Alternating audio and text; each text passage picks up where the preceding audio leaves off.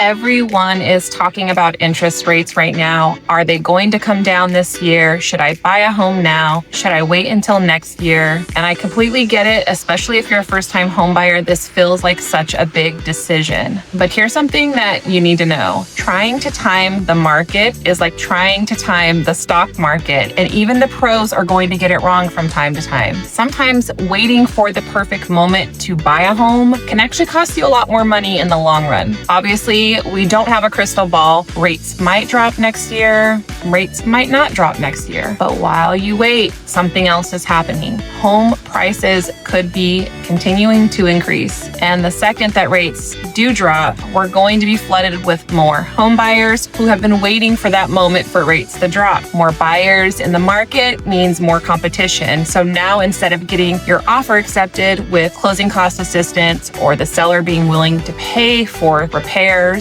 now you're in competition with other buyers who might have funds for their own closing costs, or they might be willing to pay over asking price for that same house. So let's talk about what's happening right now in the market. If you are buying today, and I'm speaking from experience in my general area, which is Central California, we are seeing that buyers do have a lot of leverage. A lot of our buyers are getting sellers to cover the closing costs or providing a temporary rate buy down. That means you're going to have more money at the end of the process because you'll have less out of pocket. Especially if you're a first-time home buyer, I know a lot of people want to hang on to every dollar. Let me give you a real life example. I had a client back in 2021 who was in the market to buy a home. At the time, they were getting beat out left and right because rates were obviously lower and there was a lot more people competing for the same house. Every single time they did get into contract, they found the home needed a significant amount of repairs and the seller was not willing to budge because there was 5 other offers just waiting behind ours. The market was so competitive and these clients didn't have a ton of cash that they could put towards repairs and closing costs. So it wasn't the best time for them to buy at that time. So fast forward to this year, they found a great home. The seller paid their closing costs and they got to keep their savings in their bank, which meant a lot to them. Same buyers, just in a different market. That's why I always tell people, buy when the time is right